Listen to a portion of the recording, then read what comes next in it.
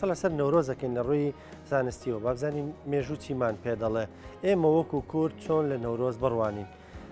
ئەو بابەتە گفتوگۆکەین لەگەڵ زۆر بەڕێز پرۆفیسۆر دکتۆر کەیوان ئازادەنوەر کە بەڕێزیان توێژەرن لە بواری مێژوو بسپۆڕن لە بواری مێژوو مامۆسای زانکۆن. دکتۆر سڵاو لێ بە زۆر بەخێربێ. زۆر سپاس کاکڕان بەخێرهاتی سەرچاو نەورۆزت پیرۆز.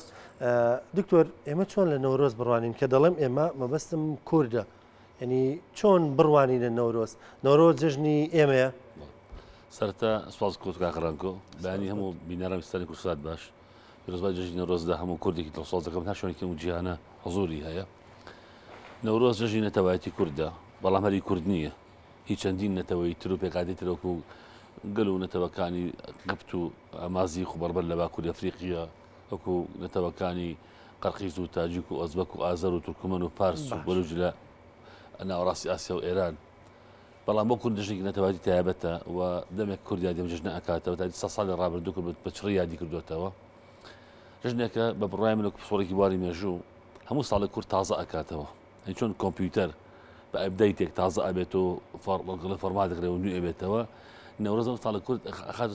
سەر خاڵی سەرەتا وەرەیەکی تازی پێبەخشێت. لێگە نەورۆز نەبووای پێم مابوو کورد لەسەر سەرزەوی بوونی نەمابوو. میلەتێکە 500 ساڵ حزوری هەیە و نزیکەی 2500 ساڵ لێ ئەدرێت و ئازارە درێت و دابەش و داگی کراوە پەرتەوازە کراوە. ئەگەر نەورۆز نەبووە بە قەناعاتی من پسۆڕێکی بواری مێژوو دەمەگوول لە ناوچوو بوو، چونکە نەورۆز هەموو ساڵێک وەرەیەکی پێبەخشێتەوە، وەرەیەکی پێداتەوە لە ڕووی زمانەوە، لە ڕووی بۆشاکەوە، لە ڕووی کەلتورەوە، لە ڕووی داودەرێت و لە ڕووی هێزی کوردایەتیەوە. بۆیە جژنێکی نەتەوایەتیە بۆ کورد کەم نەتەوایەتیە واتە لە نەورۆزدا مێژووی کورد، زمانی کوردی، پۆشاکی کوردی، نەریتی کوردی، کوردایەتی زیینۆ بێت و جارێکی تر. و هەمیشە بەرامبەر ئەوستەمکارانە ئەوەسەیە کە کوردیان چۆستانەت و ئازاریان داوە. بۆ جژنێکی مێژووی گەورەی کووردە، بەڵام بەداخەوە تا ئەسکردنە بەڕێزدا قسە ئەەکەم. ئەم جەژنە لە لای خودی ئەمەی کورد بە شێوازی جیاجا سیر دەکرێت، مێژووەکەی شێوێنراوە، هەر توێژەر و هێز و باڵ و سیاسەت بە ئاینێک بە شێوازی جیاجا باسی ئەکات. وای لاتۆ ژنەکە لە خودی کورد تێک چووە. یانیسە من کە سەیر دەکەم ئەوەندەی سەرچاوە بیانیەکان وکو فارسەکان و تورکەکان و عەرەبەکان و ڕوس و ئینگلیزەکان باسی نەورۆزەکان کورد باسی نەکردووە. ئەنی کورد شتا قوڵایی مێژوەکەیەوە خەریکی پەرتەوازەی خۆی بووە. بەڵام بەرحاڵ نەورۆز بۆ دیوایانە هەموو ساڵێ بۆ کورد جژنی نوێبوونەوە و تازە بوونەوە و کوردایەتێکی نوێ بوو. باشە دکتۆر کە باسی نەورۆزەکەین دەبەسرێت و بە دوو خاڵی سەرەکیەکەمان سەری ساڵی نوێی کوردی ئەگەر قسەمان لەسەر هەموو بۆ بکەین. خۆی من تا ئێستا نازانم بەڕاستی نازانم ئەوە هەندێک ناو هەیە بەڵام تا ئێستا بۆم ساغ نەبووتەوە کەسی ساغ نەبووتەوە کە کی یەکەم کەسە ساڵانە کوردی داهێناوە. تا ئێستا سەردەقی دیار نییە، ئەمە ئاساییشە چونکە مێژووی ئێمە زۆری وایە، زۆر شتی ئێمە تا ئێستا بوونە و سەردەقانی دیار نییە، چونکە مێژووی زۆر چۆتەنەوە سەرچاوە مێژوویەکانی نەتەوە گەلاینترەوە. بەڵام سەری ساڵی کوردی ئەگەر نێکی بدەنەوە ئێستا ساڵی ساڵەمەی زاینی حوسەی بخەرە سەرەتە ساڵەمەی کوردی. ئێستا ساڵ ئەمڕۆ 2023 زاینیە حوسەی بخەی لەسەر 2023 زاین، ئەمڕۆ 2023 کوردیە. ئەمە لە چی هاتووە؟ 700 ساڵ پێش زاین دەوڵەتی مادەیە. دەوڵەتی مادەیە. من زیاتر توانم وای بۆ دەچم دڵداری شاعر گۆڕی شات، شاعرێکی نەتەوایەتی کوردەوە کە سوردی عێراقی داناوە و سوردەکە پڕ بە پێستی مێژووی کورد خۆیەتی لە دیێڕێکە دەفەرمێ ئێمە ڕۆڵەی میدیا و کەیخسترەوەین دینمان و ئاینمان نیشتیمان. کەڵ ئێمە ڕۆڵەی میدیا و کەیخسترەوەین میدیا دەوڵەتی مادە. دڵدار زۆر جوانی بۆ چووە و کەیخسترە و کەیخسار سێم پاشای دەوڵەتی مادە کە دەوڵەتی ماد لە هەژمۆنی ئاشوری ڕزگار دەکات و کوردستانی نوێ ڕائگەێنێ و کوردستانی گەورە دروست دەکات و دەوڵەتی مادەگەێنێتە دەرەی ناوەڕاست و خەکەنداوی عەرەبی. هەردوو دەریاچەی ورمێ و وانە خاتەناو دەرەچی ورمێ وان خاتەناو سوی دەوڵەتەکەی خۆیەوە کە یەکسار کە سێم پاشای دەوڵەتی مادە دوای دیاکۆ و دوای فراوەتس کە لە یەک بنە ماڵن ئەو کەسەیە کە دەوڵەتی ماد ئەگا بە ئیمپراتۆرێت و هێزێکی تازەی پێبەخشێت. بۆیە ئەو کەسێک کە ئەم ساڵەمەی داناوە لەپاڵ دڵداری شاعری گەورەی کووردا ئەوە پیشاندا کە گەڕانەوەی ساڵەمەکەی بۆ دەوڵەتی ماد.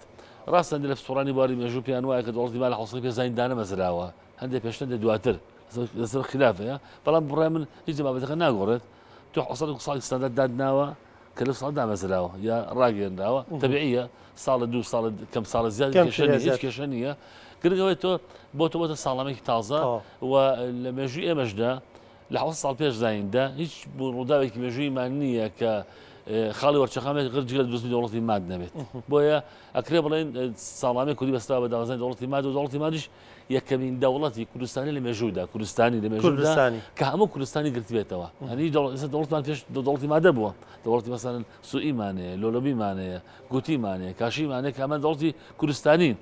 بەڵام ئەم دەوڵەتانە ناوچەیی بوون مەسەڵەن سوئی لە ئەولێر بووە گوتی لە کەرکووک و ناوچەی دەوڵەتی گەرمیان بووە کاشی لە ناوڕاستی عێراقی ئەمڕۆیە بووە بۆ نمون لەگەڵ کرماشانە میتانی لە کوردستانی خۆرئاوا بۆ تاقەتە بەشی لە باکووری کوردستان بەڵام دەوڵەتی مات دەوڵەتێک بووە پایتەختی هەمەدان ئەکباتانە بووە کە ئەمڕۆ هەمەدانە سەر بە کۆماری ئیسلامی ئێرانە و هەموو کوردستانی گەورەی کە ئەمڕۆ ئێمە تا ئێستاقەی پێوابین بێت دەوڵەتی سەربەخۆ لە چوارچێوەی دەوڵەتی ماددا بووە بۆیە یەکەمین دەوڵەتە لە مێژووی ئێمەدا لە 7 ساڵ پێش زاین دامەزراوە 500 ساڵ پێش زاین ڕووخاوە. باشە دکتۆر کە باسی نۆرۆز دەکەین یەکسەر چیرۆکێک گێتە ناوە چیرۆکی کاوە و زوحاک باسەکرێ ینی بەم دوایانان دێ لە مێژوو نووسان دەڵێن کاوە بوونی نییە ئەفسانەیە چیرۆکە بۆ خۆی ئەفسانەیە یان دەڵێن زوحاک نە پاشایەکی کوردی بووە ئەبێ ئێمە بگرین نەک شای بکەین بۆی کە کاوە کوشتێتی ڕاستێکی ئەمە چییە؟ بەڵێ ڕاستی لە مێژووی ئێمەدا دوو ڕووداوای بەشیەکەمەوە ئێستا بەسەر قسەیەکی بەڕێزت دەوڵەتی مات کە دائەمەزرێت چوار پاشەمانەیە دیاکۆیە فراوردستەکەی خسارە ئەستیاگزە ئەستیاگ دوان پاش دەوڵەتی مادە کە بۆتە ئەزدیهاک بۆتە ئەژدیاک بۆتە زوحاک لە زمانی عەرەبیدا ناوەگەڕانی ئەستیاگز ئەزدیهاک ئەژدیهاک زوحاک عەرەب کردووە زوحاک تاسێکرا بە ئەزدیهاک کوردی بە ئەژدیهاک ئەم دوان پاش دەوڵەتی مادە کە سەردەستی کەسێک کۆتایی پێدێ کە کۆڕشی کوڕی کەموجی هەخامنشیە و هەر کچەزاشێتی چوە کەمبوجیە کچی ئەستیاگزی هێناوە کە ناوی مادانایە بۆیە کۆرش باپیر یەکوژێت ڕووداوێکی مێژوویە دوای تۆ باسیکەین ئەم ئەو کۆتایی دەوڵەتی مادەهێنێت دەوڵەتی پارسی هەخامنشی دروست دەکات ئەنی کۆرشی هەخامنشین کە بەبێتە کاوە دوای بەسی وەشم بۆ بێتە کاوی ئاسنگەر یەکەم پاشای فارسەکانە لە مێژوودا کە دەوڵەتی فارسی دامەزرێت یان یەکەم دەوڵەتی فارسی مێژووکە دامەزرێت لە مێژووی ئێران و جیهاندا دەوڵەتی پارسیە کە فارسەکان نانەوە دەوڵەتی هەخامنشی عەرەبەکان کردنەوە دەوڵەتی ئەخمینی مێژووستان ئیسلام کردنەوە دەوڵەتی کیانی واتە کاوە فارسە بەڵێ کاوە فارسە لە خەڵکی پارسی ستانی فارسی ئێران بووە کە ئێستا مەڵبەندەکەی شاری شیرازە باوکی فارسە کە بوجیەیە دامەزرێنی دەوڵەتی هەخامنشیە کە یەکەم دەوڵەتە لە مێژووی ئێران و دەوڵەتی مێژووی فارسدا ئەمە ئەو ئەستیاگز دوان پاشای دەوڵەتی مادە کە دەست ئەزدیاکز کە زوحاکی لەسەرستی کۆرش کە کوتای بە ژیانی دێت فردۆسی شاعری گەورەی ئێران لە سەدەکانی ناوەڕاستە هاتووە مێژووی شاکانی ئێران ئەنووسێتەوە ناوێنە شاهنامە تەمجیدی شاکانی ئێران دەکات گەورەیان دەکات پیشان دەد بەچی بۆی کاڵێ کاتێ فارس دەوڵەتی بوو عەرەب هەر لە ساحەکە حوزوری نەبووە فردۆسی تاژی سەرمی دەوڵەت خلافەتی عەباسیە زمانی عەربی باڵەدەستە عەرەب باڵەدەستە فارس لە پەرایەزایە بۆی ئێوە پیشانی بات کە کاتێ فارس لەسەر سوغڕەفانی سیاسی حوزوری بۆ دەوڵەتی بوو عەرەب هەر نەبووە کات فارس دەوڵەتی خامنشی و ئەشکال و ساسانی بوو عەرەب حوزوری نەبووە بەمە بڕکەبەراتی عەرەبەکان بکاو و مێژووی نێتەوەی زین و کاتەوە ئافەرم بە فردۆسی بۆ بۆ مێژووی خۆی لێرەدا فردۆسی هاتوو باسی کاو زوحاک دەکات و باسی گەورەی کاوە دەکات کە پاشایەکی فارسە دەسەڵاتدارێکی فارس قسارێکی فارسە کە ستەمکاری لات بەلای ئەستیاگزەوە ئەم ئەو بەداخەوە ئێمە کۆچکە لەژێ کاریگەری کەلتوری نەتەوەکانی عەرەب و فارس و تورکوانەیە بووین ساڵانی دواتردا چۆن لە حوجرەی بزۆدەکانی کوردستاندا گوڵستانی سعدی و حافزی شیرازی خوێندراوە لەگەڵ دایان کتێبی شاعرانی تری نەتەوەکانیدا ئەمەش چۆتە ناو حوجرەی بزۆدەکانی ئێمەوە چۆتە ناو لای مامۆستایانی ئانی بەڕێزی ئێمە وا وەرگیراوە ئیتر لێ بابەت کراوە کە کاوەیەک زوحاک لەناو دەبات و ئیتر هاتنەوە کەلتوری ئێمەوە چۆتە ناو خێزان و تاکانی ئێمە بەڵابەتەوە کاوە قارەمانێکی گەورەیە زوحاک لەناو دەبات بۆ پێشی ئێمەی کورد بە درێژایی مێژووی خۆمان ملەتی دابەشەوە پەرتەوازۆ ستەم لێکراو بووین ستەمان لێکراوە هەمیشە دەسەڵاتدارەکان مێژوو ستەمیان لێکردوین بۆی هەوڵمانداوە هەمووی نەورۆزێک بە کاوە ئەمە زیینوکەینەوە ئەمە کێشەکانی چون ملەتێکی پێوتی پەرتەواز دەبووین ستەم لێکراو بووین مافمان قوراوە ژە دەستە بووین وای لێ هاتووە بەردەوام ئێمە کاومان زیینو کردێتەوە بۆ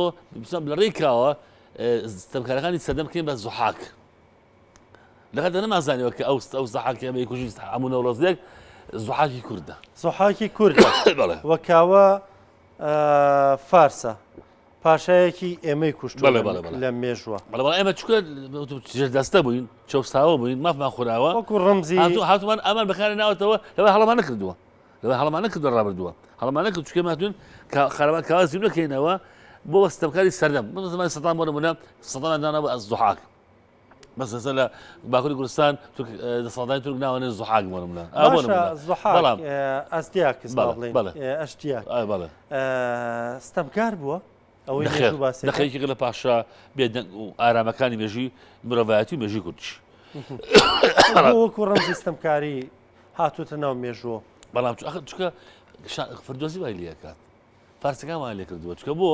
دەوڵەتی مادی خۆیان نییە دەوڵەتی خامەنشی خۆیانە کاوای ئەم کارە دەکات ئەزانی هەمیشە ئەو هێزەی هێزی بەرامبەر ئەشکێنێت بەرەمەکەی کا بەستەمکار ئێستا نەمەی کورد بۆ نمونە ئەگەر ڕۆژە بە دەوڵەت بگەین بۆ نمونە ئەو کەسە ئێشکێنی نانی زوحاک نانی ستەمکار نانی زاڵم وایە سەرای مێژووی ئێمەی کووردا سەدام ستەمکار بووە بەڵام مێژووی عەرەبەکاندا وانییە مثلا سەرای مێژووی مەسەڵ بۆ نمونە کوردی ئێمەدا تورکەکان دەسەڵاتانی تورک ستەمکار بوو بەڵام مێژووی تورکەکان وانین بۆ نمونە ئەمە فیردۆسی ئەم مێژووە هاتووە لە شانامەگەرێکی ئەها زوڵم لێکراوە بۆ پاشایەکی زاڵمی کوشتووە بەڵە فردۆسی ئەم دا بەش بە شعر گەورە داڕژێت کورد دەڵێت تەشویقی پێوە ئەکات گەورەی ئەکات 2010 کەلتوری ئێمە و بە سەقەتی وەربانگرتووە باشە دکتۆر بەڕای تۆ بۆمە لە ناو مێژووی ئێمەیە لە نێو ئەدەبیات ئێمەیە ئەم چیرۆکە درێژە بێتەوە ینی بەردەوامی هەیە زیندێتی هەتا ئەمڕۆ ئەزانی بۆچی چکە بۆ مێژۆ بۆ ڕاست ناکرێتەوە تەمە جا بەرە وتی وتم چکە من تا ئێستاش کە لەم ڕێزە قساکەم لە کوردستانی گەورەدا سێ پارچەمانێت سێ پارچەی ئەرمەنستان و ئازەربایجانیش ئەس داگی کراوە تا ئێستا دەست کرد لە ئێران و تورکیا و سووریا خۆ مافی نییە بۆ نمونە ئەو بەشێک ئازادکرا بەشی باشووری کوردستانی خۆمانە لەگەڵ بەشێک بە خۆڕای کوردستان کە ئازادکرا بەشێکی هەمووشی نییە باشە بەشەکەی داگی کراوە وەک کوورە هەمیشە دەستە بووە پەرتەوازە بووە ستەمکارەکان داو زوڵمیان لێ کردووە ئەمە ئەوی کردووە تۆ بەردەوام پێویست بە کاوە بێت شاعرەکان ویستیان لەڕێی کاوە خەڵک هان بن جۆشخۆشی بنێ کەوانە ستەمکارەکانی مێژوو بوەستن و ئەمە مۆزوعەکەمە خاڵەکە ئەمە بوانی پێویستیان بە خارەمانێک بوو ئەمە بەڵام طبعا ئەمە بۆ مێژووی خۆمان شتێکی ئاسایی بوو تەبیعی بووە تۆ بەردەوام ساڵە کورد دەزینی کردێتەوە بەرامبەر ستەمکارەکانی مێژوو بەڵام بە دوێ کات تۆ لە مێژووی خۆت داوە ڕاستە بە دیوێکدا تۆ قازانجێ لەوە نەکردووە بۆ چۆ ئێمە لە مێژووی مێژووی ئێمە کاکڕان لە مێژووی شۆڕش لەسێرکە چەندی قەرەمانی لە شۆڕشا شەید بووە زۆر بەڵام کورکەیشی ناری ئارام نەخێر سوالە مەسەڵ بۆ بگەڕ جنای مام جەلال گیانیشات بۆ قەرەمانێکی مێژووی ئێمە نەبوو توانی کوردستان بگەندێکە ناری ئارام نەیتوانی سەدانی وامانە بارزانانی من نەیتوانی بۆ نمونە قازم محەممەد نەیتوانی شێخ محمود نەیتوانی سەید ڕەزای دەست نەیتوانی مێژووی ئێمە قەرەمانمان زۆر بووە سەکەندەمان زۆر بووە یانفیدامان زۆر بووە بەڵام نەگەشتە ناری ئارام واتە ئەم مێژووی پێمان دەڵێ ئەڵێ ئێمە سیدکردی قەرەمانەکانی خۆمان ناگەینە کەناری ئارام بۆ چ قەرەمانەکانی مێژووی زۆرن کورد قەرەمانی نابڕێت ستەمکار هەر ئەمێنێت کەواتە بە قەنەعاتی بەرگەڕانەی مێژووی نەورۆز بۆ دەوڵەتی مات قازانجمانە بۆ کورد تاسی دەوڵەتی نییە کێشەی بە دەوڵەتیمان هەیە باش بەردام کڕبووی کێش ئەبینەوە ڕووی کێشەکانی بەڵێ بەڵێ دکتۆر یان ئێمە پرسیاری ئەو بکەم ئەم مێژووە هەندێک کەس بە ئەفسانە باسیەکەن دەڵێن ئەم کاوەیە هەر بەخۆی ئەفسانەیە هاتووتە ناو مێژووەوە وجودی نییە خۆی هەموو ئەفسانەی ڕەگەڕۆشێکی مێژووی هەیە هەموو ئەفسانەیەک لە دنیادا ڕەگەڕۆشێکی مێژووی وڵا ئەفسانە تۆزێک زیایی پێوە دەکەیت مەسەڵەن زوحاک هاتوون ما لە سەرشانی ڕاوە لە سەرشانی مرۆڤمان ناڕوێت مەقسەم چیە هەموو ئەفسانەیەک ڕەگەڕۆشێکی مێژووی هەیە و مێژووی بە ئەفسانە نابێت و ئەفسانە بەشێک لە مێژوو ئەمە ئەو بەڵام ئەم مێژووی ئێمە کە کاوە زوحاک لە مێژوودا حزورێکی هەیە کراوە بە ئەفسانە ئەم ئەفسانە زەرری گەوری ئێمە گەیاندووە ئەم پرسیارەکە ئەمەیە ئینا ناتوانێت بڵێ ئەفسان مێژودان نییە هەموو نەتوانێت دنیا ئەفسانیان هەیە شانسی ئەفسانەکانی خۆیانەوە دەکرد کاکەشای ڕەما لە ئیتاڵیەکان لەسەر دەستی دوو براپەرەوە دەکراوە کە دوو براکان لە دوو گورگ لەدایک بوون گورگ لە گورگێک لەدایک بوون گورگ چۆن ناڵی دەبێت بەڵام لە ئیتاڵیەکان ناوی گەورەیە ڕۆما بە شاری خوددا نەسرا لە خۆناغی مێژووی کۆندا بۆ نمونە ئەفسانە ئاساییە و ئەفسانە ڕەگەڕۆشێکی مێژووی هەیە مێژوەکە لەوانەیە لەبەری ئەوی ئیتاڵیەکان دەڵێن گورگە گورگ نەبێ بۆ نمونە ئێمە دەڵێن کە ئەسیاگس مارە شای نەڕواوە بەڵاماری بۆ دروستکراوە بۆی ناشرینی بکرێت بۆ نمونە ڕگۆڕشێکی مێژووی هەیە بەڵام بەداخ ئەم ڕگۆڕشە مێژووی لای ئێمە مێژووی کورد تەواو شێوێنراوە یعنی بۆ نمونە کاوە هەیە و زوحاکیش لە مێژووە هەیە باشە بەڵام هاتووە زوحاک ناشین دەکرێت کووردە کاوە جوان دەکرێت چکە فارسە وەزامە کەلتوری ئێمەوە بەداخۆی مێژووی کورد بەکاری لەسەر ئەو مێژوارڕ دکتۆر سپاس بۆ زانیاریەکانت بەڕاستی هەم بە کورتی و بە پوختی چەند زانیاری باسکم ئەمە نەژی خۆمان زۆشتی سێمانە ئێستا ئەمە کوڕای دیۆز دەکەینەوە تارسان ژای دیۆز دەکەنە فارسەکان بەڵامیای دەوڵەتی خۆیان دەکەنەوە ئەوانە دی یەکەم دەوڵەتی مەژی خۆیان دەکەن کە دەوڵەتی خامنشیە سەریکە ئەمە دی کاوە زوحاک دەکەینەوە یا دەوڵەتی ماتکەینەوە گە ڕاست قسە بکەین بۆ نمونە لە مەژیەوە داحاڵی دووارەمانەیە زۆر سەیرە ئێمە لە حەبەی کارونی یەکەمی 1970 زانی ئاڵای کوردستان لە شاری ماوە دەڵکراوە نامەنە ڕۆژی ئاڵا بۆ یەکەم جارە لە مێژووی هاوشاری کۆماندا ئاڵای کوردستان لەسەر شارەوانی ماوە دەڵ دەکرێت کەوتە سەرۆکۆماری کوردستان داهل لە حەبەی کانون یەکەم 1960 ساڵی دواتر کۆماری کوردستان ڕوخێت ئەو ڕۆژێک ئێمە یادی ئاڵاکەینەوە هەر ڕۆژەش کۆمارە ڕوخێت ئەنی سێک ڕووداوێکە بەشکست و بە سەکەوتن سەری ینی حەبەی کانون یەکەم ئاڵا هەڵەکرێت کە بەمە ڕۆتە ڕۆژی ئاڵا هەل عینی ڕۆژە کۆمارەکە ئەڕوخێت کە ئاڵەکە بەرزکرێتەوە لە مێژووی نەورۆز ئێمە دەوڵەتی ما دروست دەبێت دەوڵەتمان ژەڕوخێت ئێمە هاتووی نەدی ڕوخانەکە یەکەینەوە شکایەتی کاو زوحاکەینەوە دەکاتەکە ئەمە فارسەکان ڕەوایە ئێمە ڕاستکەینەوە یادی دەوڵەتی ما بکەینەوە یادی نەورۆز بکەینەوە نەورۆزکەینەوە بەم بە ساملێتت بێتە وڕەیەک تاسە بۆ کورد و بە کوردستانیا سپاس بە زانیاریەکانە دکتۆر زۆر سپاس بە ئامادەبوونن زۆر خۆشحاڵ بووین زۆر بە خێراتی دکتۆر